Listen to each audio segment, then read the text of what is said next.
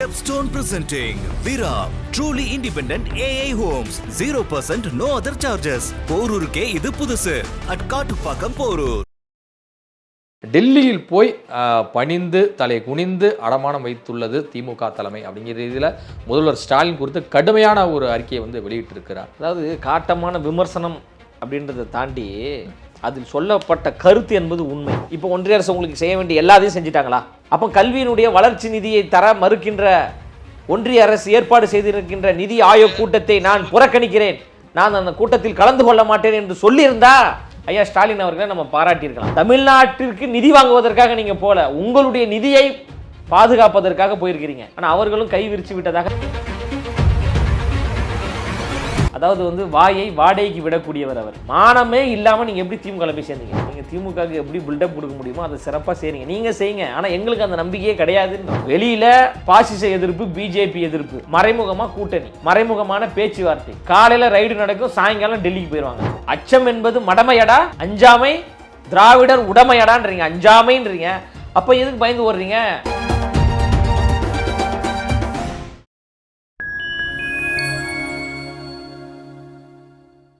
நான் உங்கள் சங்கீதுவன். நம்ம சிறப்பு நிகழ்ச்சியில் நம்மோடு இணைந்திருக்கிறார் தமிழக வெற்றி கழகத்தின் கொள்கை பரப்பு இணை செயலாளர் மதிப்பிற்குரிய திரு லயோலா மணி அவர்கள். வணக்கம். வணக்கம் பிரதர். எப்படி சார் இருக்கீங்க? நல்லா இருக்கேன். எப்படி இருக்கீங்க? நலமா இருக்கேன் சார். தமிழக வெற்றி கழகத்தின் தலைவர் விஜய் அவர்கள் நேற்று ஒரு பரபரப்பான அறிக்கையை வெளியிட்டிருக்கிறார். அதிலும் குறிப்பாக என்ன குறிப்பிட்டிருக்காரு அப்படின்னா, குடும்ப சுயநலத்திற்காக தமிழ்நாட்டினுடைய மானத்தை டெல்லியில் போய் பணிந்து தலை குனிந்து அடமானம் வைத்துள்ளது திமுக தலைமை அப்படிங்கிற இதில் முதல்வர் ஸ்டாலின் குறித்து கடுமையான ஒரு அறிக்கையை வெளியிட்டிருக்கிறார். ஏன் இவ்வளவு காட்டமான ஒரு விமர்சனம்? ஒரு பிரதமரை முதலமைச்சர் சந்திக்கிறதுல எந்த ஒரு தவறும் இல்லையே. அதாவது காட்டமான விமர்சனம் அப்படின்றத தாண்டி அதில் சொல்லப்பட்ட கருத்து என்பது உண்மை. சரிங்களா? தமிழ்நாட்டு மக்களுடைய கருத்தை தான் எங்கள் தலைவர் தளபதி அவர்கள் அறிக்கையாக வெளியிட்டிருக்கிறார். இதில் எந்த தவறுமே கிடையாது. தமிழ்நாட்டின் முதலமைச்சர் மாண்புமிகு ஸ்டாலின் அவர்கள் இந்த கூட்டத்தில் கலந்து கொள்வதற்கான தேவை எங்கிருந்து வந்ததுன்னா, அமலாக்கத்துறையினுடைய ரைடுக்கு பிறகு தான் யார் அந்த தம்பியை காப்பாற்றுவதற்கும் தமிழ்நாட்டிற்கு நிதியை பெறுவதற்காக போல நிதியை காப்பாற்றுவதற்குமாகத்தான் அவர் பிரைம் மினிஸ்டர் போய் அவர் பார்த்துருக்கிறார். ஒட்டுமொத்த தமிழ்நாட்டு மக்களும் அதை தான் சொல்லி கொண்டிருக்கிறாங்க. அதனுடைய ஒரு பிரதிபலிப்பாகத்தான் எங்கள் தலைவர் அவர்கள் அறிக்கையின் வாயிலாக இந்த விளம்பர மாடலை, இந்த கபடதாரிகளை தோலுரிக்கும் விதமாக மிக காட்டமான ஒரு அறிக்கையை வெளியிட்டாங்க. ஏன் போன ஆண்டு முதல்வர் அவர்கள் அந்த கூட்டத்துக்கு போல? மிக்ஜாம் புயலுக்கு நிதி தரல, அதுக்கு முன்னாடி வந்த புயல்களுக்கெல்லாம் நிதி தரல. இதனால் தமிழ்நாட்டில் உள்ள பல்வேறு இயற்கை வளங்களிலிருந்து, விவசாயிகளிலிருந்து, தொழிலாளர்லேருந்து எல்லோருமே பாதிக்கப்பட்டிருக்கோம் புயல்னால. ஸோ இந்த டைம்லாம் உதவாத மத்திய அரசுக்கு தமிழ்நாடு அரசினுடைய எதிர்ப்பை பதிவு செய்யணுங்கிறதுக்காகத்தான் நாங்கள் போகலை அப்படிங்கிற நாங்கள் போன முறை. ஏங்க போன ஆண்டு நிதி தராமல் இருந்த ஒன்றிய அரசிடம் நிதியை பெறுவதற்கு தானங்க போகணும். ஏன் அப்போல்லாம் நீங்கள் போல? அதுக்கு முந்தின வருஷம் ஏன் போல? இல்லை, இந்த நிதி ஆயோக் கூட்டத்தை புறக்கணிப்பதன் மூலம் தமிழ்நாட்டினுடைய வலுவான எதிர்ப்பை மத்திய அரசு புரிஞ்சுக்கணும், உடனடியாக நிதியை விடுவிக்கணும் அப்படிங்கிற ஒரு தான் உங்கள் கோரிக்கை. இப்போ நீங்கள் புறக்கணித்து வலுவான ஒரு எதிர்ப்பை வெளிப்படுத்தியிருக்க வேண்டியதானே? இப்போ ஒன்றிய அரசு உங்களுக்கு செய்ய வேண்டிய எல்லாத்தையும் செஞ்சுட்டாங்களா?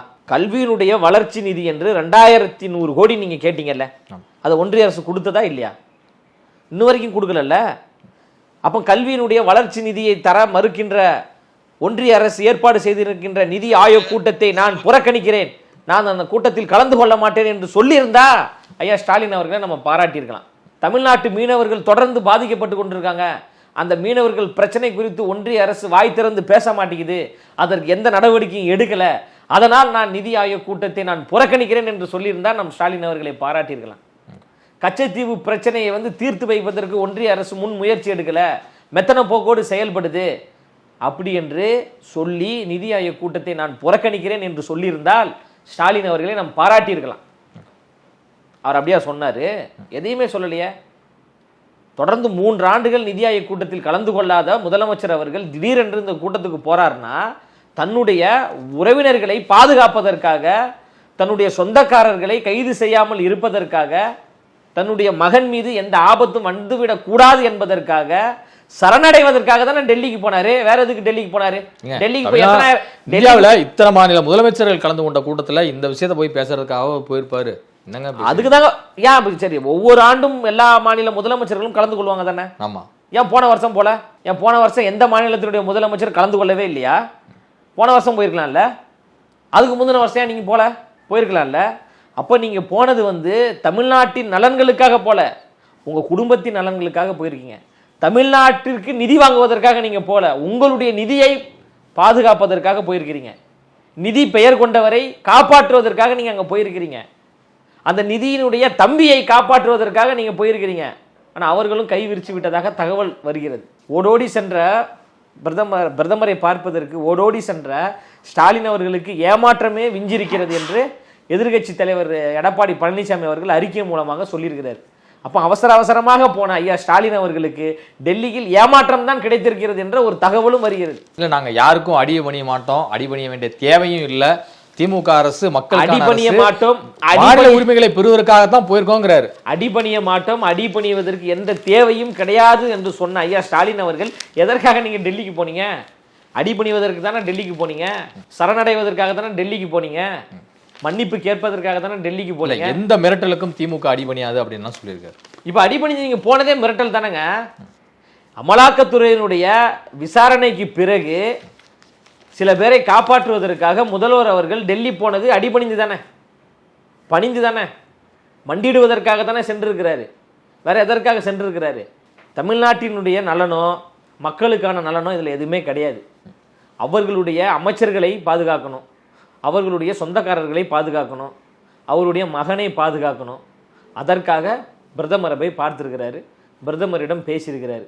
இதுதானே தவிர மற்றபடி தமிழ்நாட்டின் நலனுக்கென்று அவர் போகவே இல்லை. வெள்ளைக்கொடையை பிடித்து கொண்டு சரணடைந்து விட்டு வந்து விட்டார். அந்த அடிப்படையில் தான் நாங்களும் பார்க்கிறோம், தமிழ்நாட்டு மக்களும் பார்க்குறாங்க. அந்த அடிப்படையில் தான் எங்கள் தலைவர் அவர்களும் அந்த அறிக்கையை வெளியிட்டாங்க. பாஜக ஆளாத மாநிலங்களைச் சேர்ந்த முதலமைச்சர்கள் யாரும் பங்கேற்கல அப்படின்னு குறிப்பிட்டிருக்காரு. ஆனால் தெலுங்கானா மாநிலத்தில் வந்து காங்கிரஸ் கட்சியை சேர்ந்த ரேவந்த் ரெட்டி வந்து முதலமைச்சராக இருக்கிறாரு. அவர் வந்து மாநிலம் சார்ந்து அந்த கோரிக்கையெல்லாம் நிதி ஆயோக்கில் வந்து பேசியிருக்கிறாரு, கலந்துருக்கிறாரு. ஏன் அதெல்லாம் தெரியாமல் விஜய் அவர்கள் இப்படி ஒரு அறிக்கையை வெளியிடணும்? மம்தா பானர்ஜி ஏன் போல? மம்தா பானர்ஜி யாரு? எதிர்கட்சியை சேர்ந்த ஒரு முதலமைச்சர். எந்த கூட்டணியில் இருக்காங்க? இந்தியா அலைன்ஸ் இருக்காங்க. அவங்க ஏன் போல? கர்நாடகா முதல்வர் ஏன் போல? சித்தராமையா ஏன் போல? அவங்க எந்த கூட்டணியில் இருக்காங்க? இந்தியா கூட்டணியில் இருக்கிறாங்களா? உங்க தோஸ்துகள் யாருமே போலையே. அப்ப நீங்க மட்டும் அவசரமாக செல்ல வேண்டிய தேவை என்ன இருக்கு? அதுவும் பார்த்தீங்கன்னா முதல் வரிசை மோடிக்கு பக்கத்துல நின்றுட்டு இருப்பாரு. அப்ப அந்த அளவுக்கு நெருக்கமாக செல்ல வேண்டிய தேவை என்ன இருக்கு? இல்ல, வரி வருவாயை வந்து தென் மாநிலங்கள் அதிகமாக கொடுக்கிறது, அதன் காரணமாக முன்னாடி இதை நிற்க வச்சிருப்பாங்களே. நம்ம நீங்க நல்லா பில்டப் கொடுக்குறீங்க. நீங்க திமுகவுக்கு எப்படி பில்டப் கொடுக்க முடியுமோ அதை சிறப்பாக செய்றீங்க. நீங்க செய்யுங்க, ஆனா எங்களுக்கு அந்த நம்பிக்கையே கிடையாதுன்றோம். பொது நோக்கத்திற்காக அவர்கள் செய்யவில்லை, குடும்ப நோக்கத்திற்காகவும் சுயநலத்திற்காகவும் தான் அவர் சென்றார். அதுல எந்த மாற்று கருத்துமே கிடையாது. கேள்வி கேட்குறாங்களே, எதிர்கட்சி தலைவர் கேள்வி கேட்குறாங்க, எங்க தலைவர் கேள்வி கேட்குறாங்க, மற்ற அரசியல் கட்சி தலைவர் எல்லாம் கேள்வி கேட்கறாங்க. அந்த கேள்விக்கு ஏன் ஒன்றும் பதில் சொல்லாம இருக்காரு? அதான் சொல்லிட்டாரு, நாங்க அடிபணியலாம் மாட்டோம் அப்படின்னு சொல்லிட்டாரு. அடிபணிஞ்சிட்டு நான் அடிபணிய மாட்டேன்னா என்னங்க? ஒருத்தட்ட நீங்க சரணடைஞ்சிட்டு நான் சரணடைய மாட்டேன் அப்படின்னா அது என்ன அர்த்தம்? நீங்க தான் சரணடைஞ்சிட்டீங்கன்னு எல்லாருக்குமே தெரிஞ்சு போச்சு. அடிபணிஞ்சிட்டீங்கன்னு கட்சி ரீதியா ரெண்டு பேரும் போய் பேசினா அது வந்து தவறு, அது வந்து விமர்சனத்துக்கு உள்ளானதுதான். ஆனா ஒரு நாட்டினுடைய பிரதமரை ஒரு மாநிலத்துடைய முதலமைச்சர் சந்திப்பது என்பது அரசு முறை பயணம் தானே. அந்த மத்திய மாநில அரசுகளுக்கு இடையான ஒரு நல்லுறவின் இணக்கம் தானே. அந்த அரசு முறை பயணம் வந்து ஈழத்தமிழர் பிரச்சனைக்கு ஏன் நீங்க போக மாட்டேன்றீங்க? மீனவர் பிரச்சனைக்கு ஏன் போக மாட்டேன்றீங்க? கச்சத்தீவு பிரச்சனைக்கு ஏன் போக மாட்டேன்றீங்க? இப்ப கூட சமீபத்தில் பெரியார் கச்சத்தீவு குறித்து ஒரு தனி மசோதா வந்து போட்டாங்க. ஏன் நீங்க போய் பிரதமர் போய் பார்த்து பேச மாட்டேன்றீங்க? அது பேசணும்லங்க. மத்திய அரசுக்கு தொடர்ந்து கடிதம் எழுதுறாங்க. நீங்க அரசு முறை பயணமா போய் பார்த்தோம், தமிழ்நாட்டு நலனுக்காக போய் பார்த்தோம் அப்படின்னா இப்ப கச்சத்தீவை மீட்பது தமிழ்நாட்டிற்கான நலனா இல்லையா? நலன் தான். தமிழ்நாட்டு மீனவர் பிரச்சனையை தீர்ப்பது தமிழ்நாட்டிற்கான நலனா இல்லையா? கண்டிப்பா. முல்லை பெரியார் பிரச்சனையை தீர்ப்பது தமிழ்நாட்டிற்கான நலனா இல்லையா? கண்டிப்பா. காவிரி பிரச்சனையை தீர்ப்பது தமிழ்நாட்டிற்கான நலனா இல்லையா? ஏன் அதற்கெல்லாம் ஏன் போவே இல்லை முதல்வர்? நீங்க தமிழ்நாட்டு நலனுக்காக தானே போனேன்னு சொல்றீங்க. ஏன் அப்ப இது வந்து தமிழ்நாட்டு நலன் கிடையாதா? அப்ப இதுக்காக நீங்க போயிருக்கணும்ல, பிரதமரை பார்த்துருக்கணும்ல, பேசியிருக்கணும்ல, கல்வி வளர்ச்சி நிதியை கொடுங்கன்னு கேட்டிருக்கணும்ல. ஏங்க நீங்க நீட்டுக்கு போல? நீட் ரகசியம் எங்க? நாங்கள் ஆட்சிக்கு வந்தால் நீட் தேர்வு இருக்காதுன்னு சொன்னவங்க தானே நீங்க. அதை நம்பி தானே மாணவர்களை நீங்க ஏமாத்துறீங்க. அந்த ரகசியம் தான் இந்தியா அலைன்ஸ் சென்ட்ரல் கவர்மெண்டா ஃபார்ம் ஆயிடுச்சு. நாங்க வந்து உடனடியாக தமிழ்நாட்டுக்கு நீட்ல இருந்து விலக்கு அளிப்போம் அப்படியா சொன்னாங்க? அப்படியா சொன்னாங்க? தேர்தல் வாக்குறுதியில் அப்படி சொன்னாங்களா? தேர்தல் பிரச்சாரத்தில் அப்படி சொன்னாங்களா? என்ன சொன்னாங்க? 2021 சொன்னாரு ஐயா உதயநிதி ஸ்டாலின் அவர்கள், திமுக ஆட்சிக்கு வந்தால் நீட் என்கின்ற ஒரு தேர்வு தமிழ்நாட்டிலே இருக்காது சொன்னாரா இல்லையா? சட்டமன்ற தேர்தலே அவர் சொன்னாரு, நாடாளுமன்ற தேர்தலில் நீங்க சொல்றீங்க ரகசியம் எங்களுக்கு தெரியும்ன்றீங்க. அந்த ரகசியம் எங்க? அந்த நீட் நுழைவுத் தேர்வு ரத்து செய்ய வேண்டும் என்பது குறித்து எத்தனை முறை நீங்கள் பிரதமரை போய் பார்த்துருக்கீங்க? எத்தனை முறை பிரதமரிடம் நீங்கள் பேசியிருக்கீங்க? எத்தனை முறை பிரதமருக்கு நீங்கள் அழுத்தம் கொடுத்துருக்கீங்க? அதெல்லாம் எதுவுமே பண்ணலையே.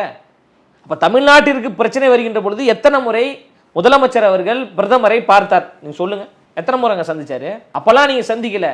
இப்போ ரெய்டு நடந்தால் 4வது நாளில் இப்போ நீங்கள் பார்த்துட்டு வரீங்கன்னா என்ன அர்த்தம்? இல்லை, உதயநிதி தான் ஒரு பக்கம் செய்தியாளர் சந்திப்பில் சொல்கிறாரு, ஈடிக்கும் பயப்பட மாட்டோம், மோடிக்கும் பயப்பட மாட்டோம் அப்படிங்கிறாரு. அங்கே வந்து டெல்லியில் ஒரு மோடியை சந்தித்து அந்த வேலையிலே இது மாதிரி சொல்கிறாரு. அப்போ ஏதோ ஒரு ஸ்ட்ராங்காக இருக்காங்க தானே அர்த்தமாக இருக்குது. எதிர்ப்பில் விசாரணை நடந்து கொண்டு இருக்குங்க, புரியுதுங்களா? அதனால் வந்து அவர் சத்தமாக பேசிட்டதுனால அவர் வந்து தப்பு பண்ணலை அப்படின்லாம் ஒன்றும் கிடையாது. இப்போ இடைக்கால தடை விதிச்சிருக்கிறாங்க, சரிங்களா, அமலாக்கத்துறையினுடைய விசாரணைக்கு.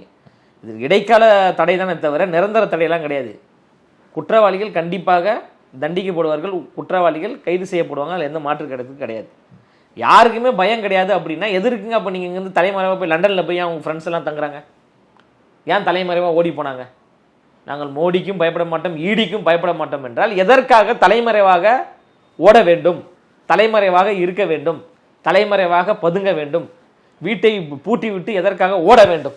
சொல்லுங்க. இல்லை, தொழில் ரீதியாக ஏதாவது பிஸ்னஸ் ரீதியாக போயிருக்கலாம், சொல்லிட்டு டூரிசம் எதுவும் போயிருக்கலாம். சொல்லிட்டு தானங்க போனோம், சொல்லாம கொள்ளாம ஓடி இருக்காங்க. யாருக்குமே தெரியலங்க எங்க இருக்காங்கன்னு. திருடன் வந்து வீட்டில் இருக்கிற எல்லா பொருளையும் திருடிட்டு நைட்டு ஓடுவான் தெரியுமா? யாருக்குமே தெரியாம அது போன்று ஓடி இருப்பதாக சொல்றாங்க. உங்களுக்கு தான் ஈடி மோடி எதுவுமே பயம் இல்லைல்ல, அப்புறம் எதுக்கு ஓடுறீங்க? திருடனுக்கு தேல் கொட்டின மாதிரி ஏன் கத்துறீங்க? புரியுதுங்களா? நீங்க அப்படி சத்தமா பேசிட்டீங்கன்னா உங்க மேல எந்த குற்றமும் இல்லைன்னு அர்த்தமா? இதுக்கப்புறம் தானே ஈடி விசாரிக்க போது. இன்னைக்கு நீதிபதி ஒருத்தர் சொல்லியிருக்கிறார், சாராய முறைகேடு ஊழலை பார்க்கின்ற பொழுது, அதில் கிடைக்கக்கூடிய ஆதாரங்களை பார்க்கின்ற பொழுது இன்னும் பல பேர் மாட்டுவார்களோ என்கின்ற சந்தேகம் வருதுன்னு நீதிபதி புகழேந்தி என்பவர் சொல்லியிருக்காங்க.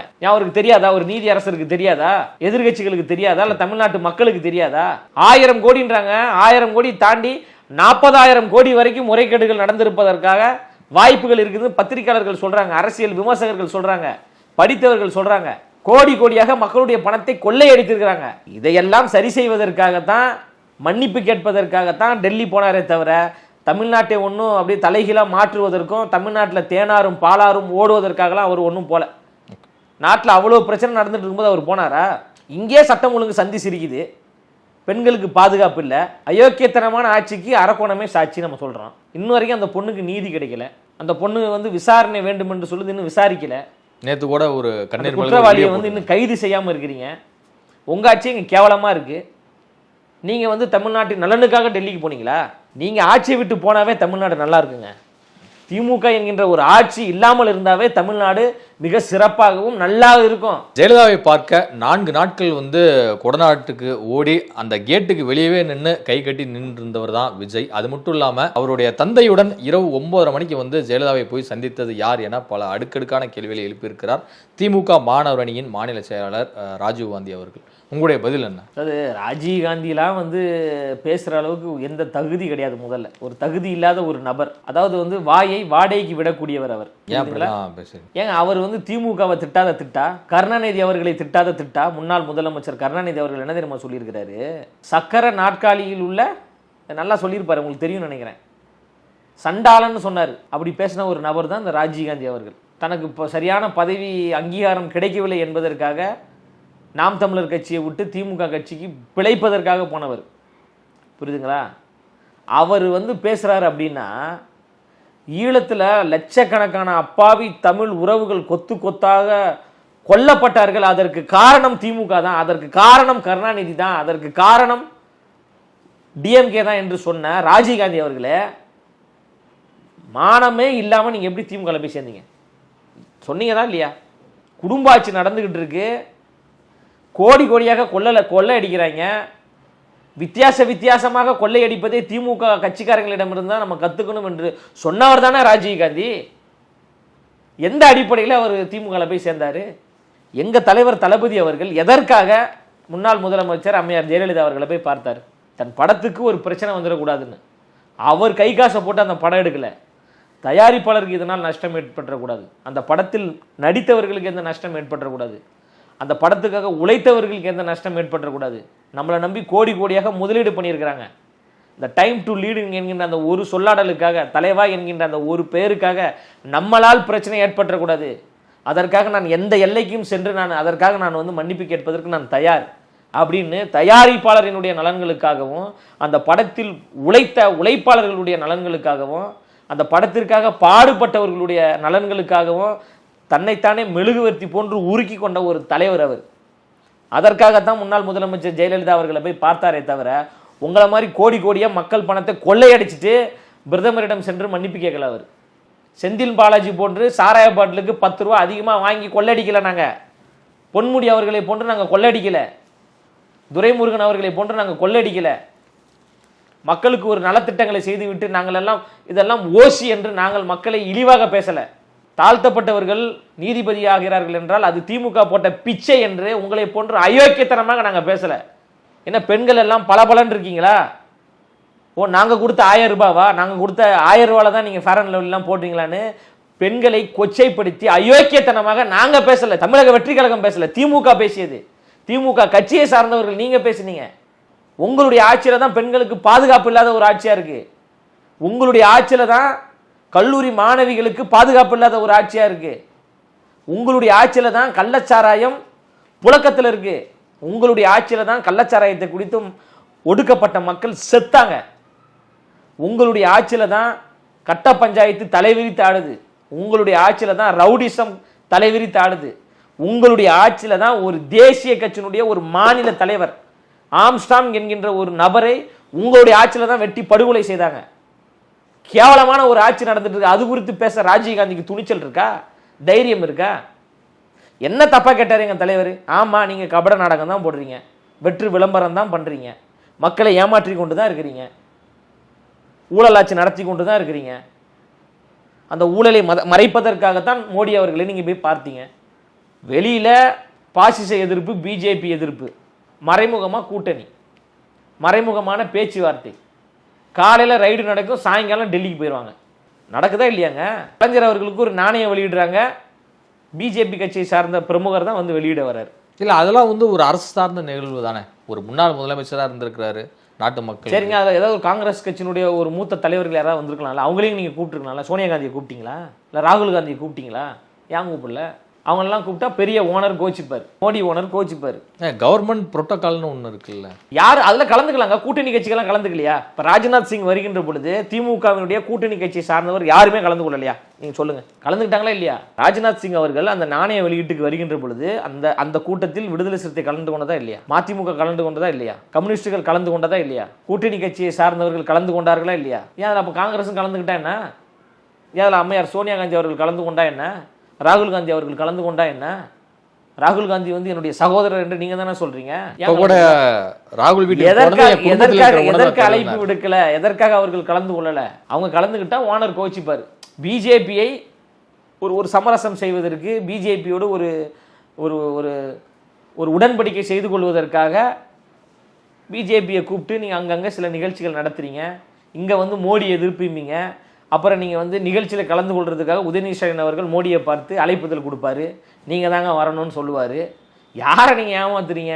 இதெல்லாம் தமிழ்நாட்டு மக்கள் பார்த்து கொண்டு தான் இருக்கிறாங்க. அந்த அடிப்படையில் தான் எங்கள் தலைவர் அவர்கள் அறிக்கை வெளியிட்டாங்க. சரிங்களா? இது ஒன்றும் ரொம்ப யோக்கியமான ஒரு ஆட்சி ஒன்றும் தமிழ்நாட்டில் நடக்கலை. இது ஒரு கேவலமான ஒரு ஆட்சி தான். இது சக்கர நாற்காலி சதிகாரன் என்று சொன்ன ராஜீவ்காந்தி அவர்களுக்கு இன்னொன்று நான் சொல்கிறார்ல, எங்கள் தலைவர் வந்து பயந்து போய் அம்மையார் ஜெயலலிதா அவர்களை போய் பார்த்தாரு, பயந்தாரு அப்படின்னு சொல்லிட்டு. இவங்க ரொம்ப யோக்கியமா? திமுக கவர்மெண்ட் யோக்கியமா இல்லை திமுக கட்சி யோக்கியமா? நீங்கள் மிரட்டிய வரலாறு இருக்கா இல்லையா? கலைஞர் அவர்களுக்கு ஒரு பாராட்டு விழா நடத்துகிறாங்க. அந்த பாராட்டு விழாவில் ஏகே சார் எந்திரிச்சு என்னங்க பேசினாரு? என்ன பேசினாரு? அஜித்குமார் சார் எந்திரிச்சு என்ன பேசினாரு? எங்களை வந்து வலுக்கட்டாயமாக இழுக்கிறாங்க, எங்களை வந்து பேச சொல்கிறாங்க, இப்படி பேசி அவனு மிரட்டுறாங்க அப்படின்னு சொன்னாரா இல்லையா? அன்னைக்கு வந்து ஐயா ரஜினிகாந்த் அவர்கள் வந்து எழுந்து நின்று கை தட்டினார். அந்த அளவுக்கு நடிகர்களை மிரட்டி கொண்டிருக்கின்ற கட்சி திமுக. இன்று வரைக்கும் ரெட் ஜெயின் நிறுவனத்தை வைத்துக்கொண்டு எவ்வளோ நடிகர்களை நீங்கள் மிரட்டுறீங்க, மிரட்டி பணத்தை வந்து புடுங்குறீங்க, படத்தை புடுங்குறீங்க. அண்மையில் போஸ் வெங்கட் அது குறித்து பேசினாரு, விஷால் அது குறித்து பேசியிருக்கிறாரு. சின்ன சின்ன படங்கள் வெளிவர விடாமல் தடுப்பது யாரு? ரெட் ஜெயின் நிறுவனம், கருணாநிதி குடும்பம், ஸ்டாலின் குடும்பம், உதயநிதி ஸ்டாலின் குடும்பம், உதயநிதி ஸ்டாலின் நடத்தி கொண்டிருக்கின்ற அந்த ரெட் ஜெயின் நிறுவனம். சினிமாவை உங்க கட்டுப்பாட்டில் நீங்க வச்சிருக்கிறீங்க. யாரும் வளர்ந்து விடக்கூடாது என்று நசுக்கிறீங்க. டாஸ்மார்க் மூலமாக கொள்ளையடித்த பணத்தை உறவுக்காரர் மூலமாக கொண்டு வந்து தொடர்ந்து நட்சத்திர நடிகர்கள் 3 பேரை வைத்து நீங்க படம் பண்றீங்க.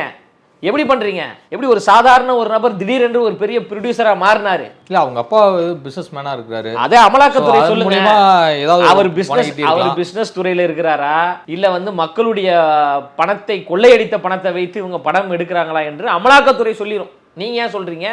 இது குறித்து ராஜீவ்காந்தி பேசுவாரா? இல்ல ஆகாஷ் அவர்கள் வந்து இதுல சினிமால திரைப்பட உதவி இயக்குனராக இருந்திருக்கிறாரு. ஏங்க திரைப்பட உதவி இயக்குனராக இருந்தவர் எப்படிங்க முன்னணி தயாரிப்பாளராக மாற முடிஞ்சது? பெரிய நட்சத்திர நடிகர்களை வைத்து எப்படிங்க அவரால் படம் எடுக்க முடிந்தது? எங்க இருந்து வந்துச்சு பணம்? அவங்க மாமனார் யாரோட பிசினஸ் பணம்? அவங்க அப்பா பிசினஸ் மேனா இருக்கிறாரு. அதெல்லாம் அமலாக்கத்துறை சொல்லிருங்க. இன்னும் கொஞ்ச நாள்ல வெளில தெரிஞ்சிடும்ல. சரி, நேர்மையான முறையில் பணம் சம்பாதித்திருந்தால், நேர்மையான முறையில் படத்தை எடுப்பதாக இருந்தால் எதற்காக தலைமறைவாக வேண்டும்? எதற்கு ஓடி ஒளியணும்? அச்சம் என்பது மடமையடா, அஞ்சாமை திராவிடர் உடமையடான்றீங்க, அஞ்சாமைன்றீங்க. அப்ப எதுக்கு பயந்து ஓடுறீங்க? ஈடிக்கு எதிர்த்து நிற்க வேண்டியதானே? மோடிக்கும் பயம் இல்லை, ஈடிக்கும் பயம் இல்லை என்றால் எதற்கு ஓடி போய் ஒளியணும்? இது குறித்து ராஜீவ்காந்தி பேசுவாரா? ராஜீவ்காந்தியால் இது குறித்து பதில் சொல்ல துணிவு இருக்கா, துணிச்சல் இருக்கா? நீயே வந்து உன்னை நம்பிய ஒரு கட்சிக்கு துரோகம் செய்துட்டு இன்னொரு கட்சிக்கு போயிருக்கிறீங்க. போயிட்டு நீங்கள் வந்து எங்களுக்கு எதிராக பேசலாமா? எங்களை குறித்து பேசுவதற்கு என்ன அருகதை இருக்குது ராஜீவ்காந்தி அவர்களுக்கு? எங்களால் ஏதாவது ஒரு பிரச்சனை, தமிழக வெற்றி கழகத்தால் ஏதாவது ஒரு மக்களுடைய வரி பணம் கையாடல் பட்டிருக்கா, சுரண்டப்பட்டிருக்கா, கொள்ளையடிக்கப்பட்டிருக்கா? யார் வீட்டில் அமலாக்கத்துறை ரைடு பண்ணிட்டு இருக்கா? யார் அமைச்சர் பதவி ராஜினாமா பண்ணுறா? யார் வந்து ஓடி ஓடி டெல்லிக்கு போயிட்டு மோடியை பார்க்குறா? நாங்களா பார்க்குறோம்? தமிழக வெற்றி கழகம் பார்க்கிறதா, திமுக கட்சியை சார்ந்தவர்கள் பார்க்குறாங்களா? இது குறித்து ராஜீவ்காந்தி அவர்களை பேச சொல்லுங்கள். இதுவரை உங்கள் பல்வேறு கருத்துக்களை கொண்டு மிக்க நன்றி. மிக்க நன்றி.